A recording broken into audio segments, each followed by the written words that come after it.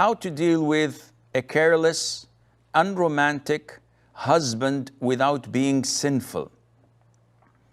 This needs a counseling session, unfortunately. See, a lot of the sisters neglect that the nature of men is different than the nature of women. These are from Mars and these are from Venus, as they say. Though they have two arms, two legs, a head, usually a head, hopefully, but they're different in nature. The guys, when they sit together, they speak about everything except their emotions. They speak about cars, real estate, their work, how much they earned, what they bought, what they sold, but never talk about their inner feelings. While women talk about nothing except such relationships.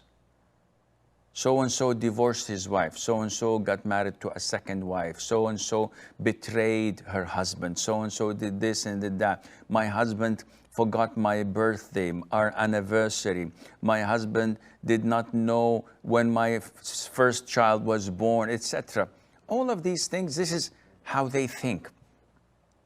Women are emotional by nature.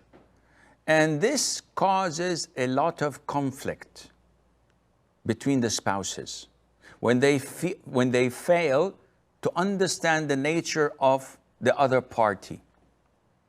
The happiest of husbands is that person who always remembers and anticipates and always has the upper hand. So he always texts his wife, I miss you, I love you.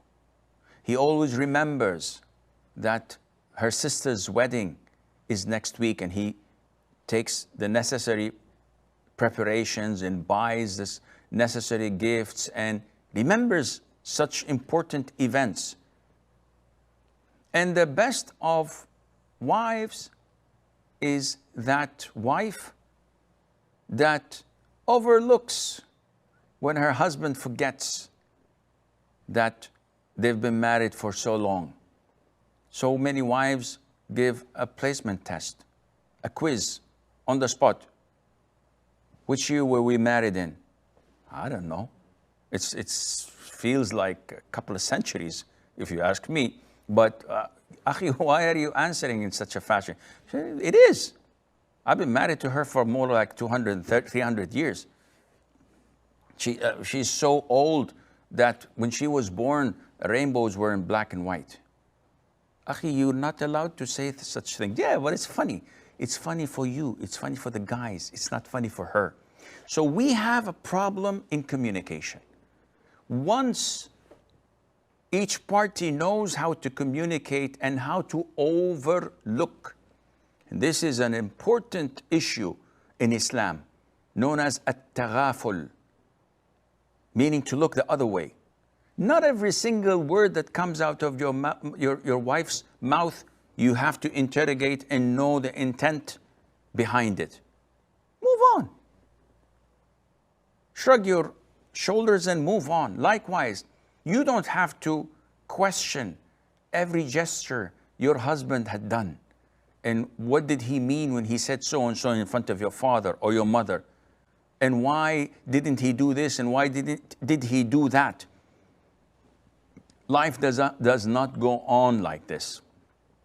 Marriage cannot continue healthy in such an environment. So if your husband is careless, if he's not romantic, do what you have to do to change him positively. You have two courses of action. One, lecturing, reprimanding, blaming, pointing the finger, You did this. Why didn't you do that? And you keep on nagging him until he either divorces you or chooses a second wife. Because this is not healthy. The second course of action can be that you deal with him in a positive way. If he's not romantic, be romantic without waiting for a response. So if he comes on a special night, it's nice to have candlelight dinner.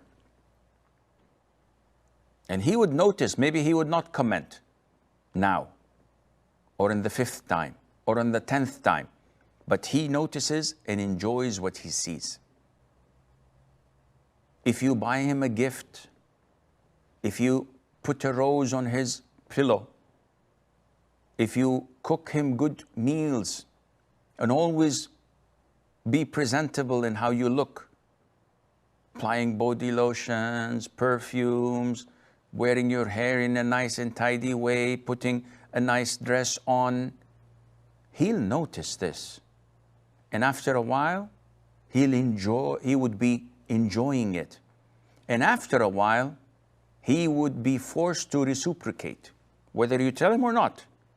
But it would always be shameful for him not to brush his teeth, not to comb his hair, not to take a shower before any kind of intimacy, not to wear new clothes, not to be romantic. And soon, inshallah, you'll find that he's texting you, that he's buying you gifts because you initiated the process.